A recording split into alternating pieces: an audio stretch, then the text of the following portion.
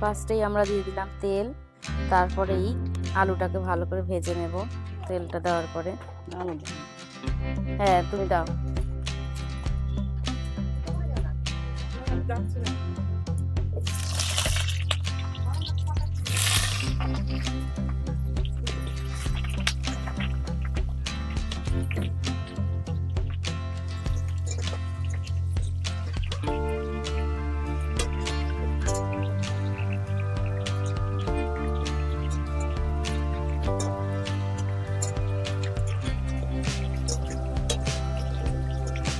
যা যা উপকরণ লাগবে সমস্ত কিছু সাজিয়ে নেওয়া হয়েছে এখানে। আলুটা ফ্রাই হচ্ছে, মা বসে বসে আলু ভেজে নিচ্ছে নিচে। তারপরে চিকেনটা ভালো করে কষা করবো। এই দেখো যে ওয়াও, সোনা করবে, সোনা করেছে করেছে সোনা করেছে। আর না না আমি মাছ তরকারি দিন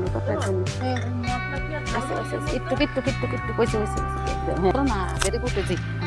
এবার আমাদের টেস্ট করা কমপ্লিট। দেখুন নামিয়ে নিচ্ছি, এটাকে বাবা শেষ তুলে নেব, চামচ দিয়ে তুলে নিয়ে এক ভাঙে জানা না আস্তে আস্তে রাখো কাঁচা কিন্তু। তো দেখুন আলুটা কিন্তু খুব সুন্দর ফ্রাই হয়ে গেছে। আলুটাকে আমরা তুলে নিচ্ছি অল্প অল্প করে। তারপর আর ওইদিকে ছোট বাচ্চা এগ নিয়ে শুরু করে দিয়েছে তার তাণ্ডব। আমার কোলে বসে হ্যাঁ আবার এদিকে দাও কালো ধীরে দেখো তো। তেজপাতাটা এসে পড়েছে নাকি কোথা থেকে, জিরে দিয়ে দিলাম কটা।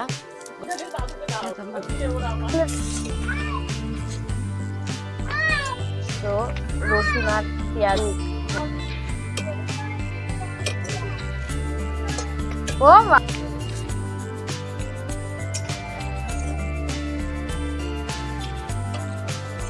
ব্রাউন কালার মতো করে শেড করে নেব। এখন ব্রাউনি ব্রাউনি হবে, তারপর মশলাটাকে দিয়ে দেবো।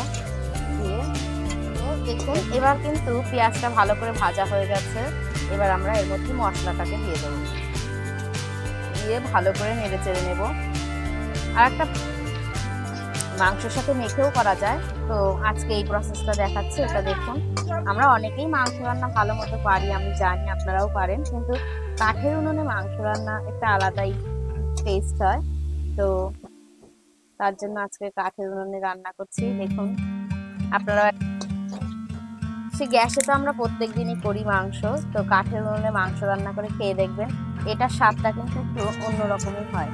তো না খেলে বুঝতে পারবেন না। আর তার উপরে মায়ের হাতের রান্না, সেটার স্বাদ একটু অন্যরকমই হয়, আমরা সকলেই জানি। তো আপনারাও চেষ্টা করবেন এইভাবে, যদি কোনোদিন করে থাকেন মানে দেখেন, তাহলে আমাকেও জানাতে ভুলবেন না।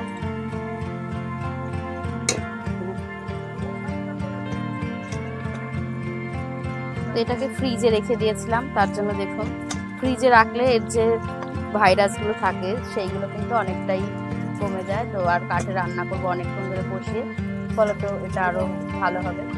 যদি কোনো জীবাণু থাকে সেটাও কিন্তু নষ্ট হয়ে যাবে। ফ্রিজ আপ করে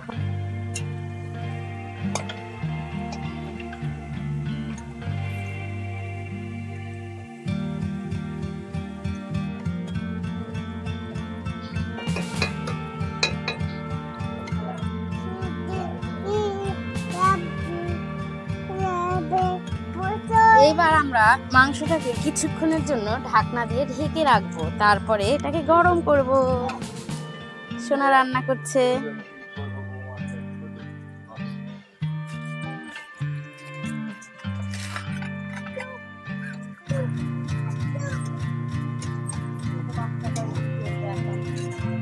মাংসটা এখন আমরা ঢাকনা করে দিলাম এবং ভালো করে কষিয়ে নিচ্ছি।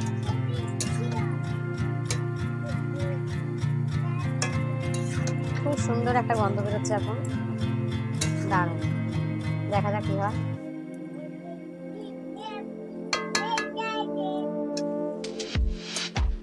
আলু দাও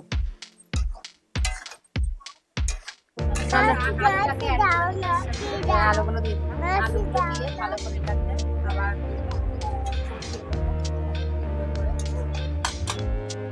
আলু আগে থেকে ভালো ছিল, এখন থেকে দিয়ে একটু কষি।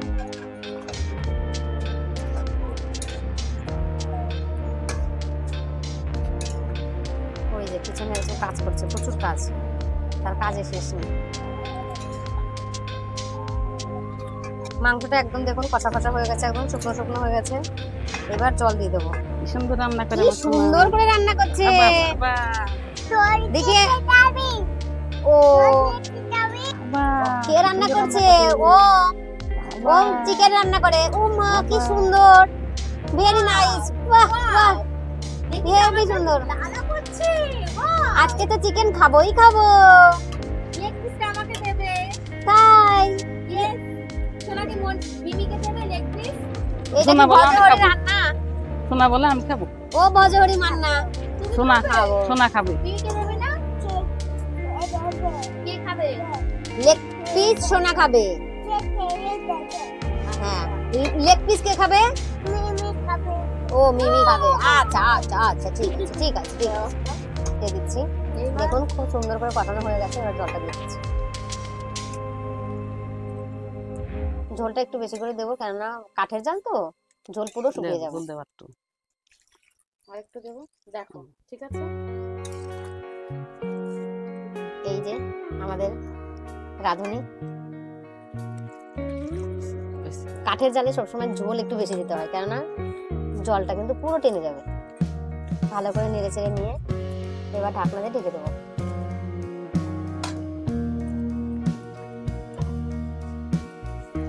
হতে থাক।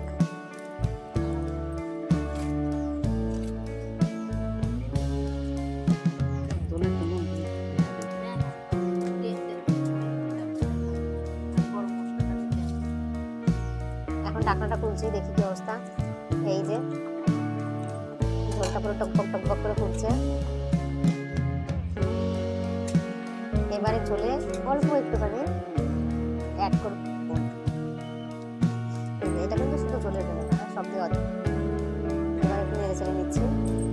তারপর গরম মশলাটা আমি বাটবো হচ্ছে শিলনোড়া দিয়ে, কারণ শিলনোড়ার গরম মশলাটা আমি গরম মশলা খুব একটা গুঁড়োটা কেনা পছন্দ করি না। শিলনোড়ার বাটা এটা একটা আলাদাই টেস্ট নিয়ে আসে। এবার আপনাকে দেখাচ্ছি শিলনোড়াতে গরম মশলা বাটা। গরম মশলা এখানে অনেকগুলো জিনিস আছে। এবার এটা সুন্দর করে বেছে নেব। মশলাটা অল্প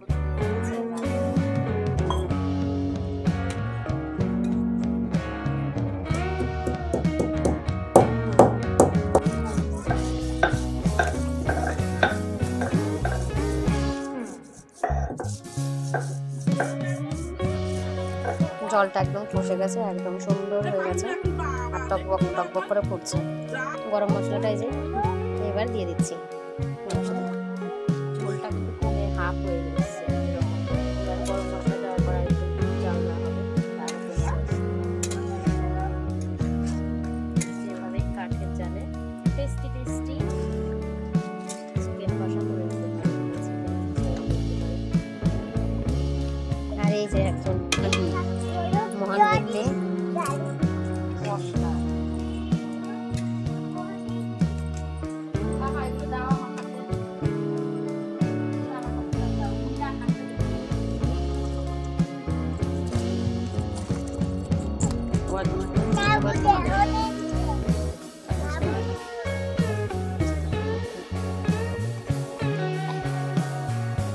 কি রান্না হয়েছে বাবা?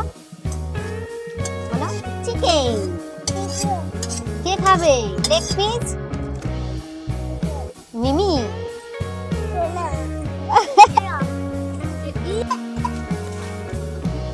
এইবার গরম গরম ভাতের সাথে খাওয়া হবে এই চিকেন রেসিপি।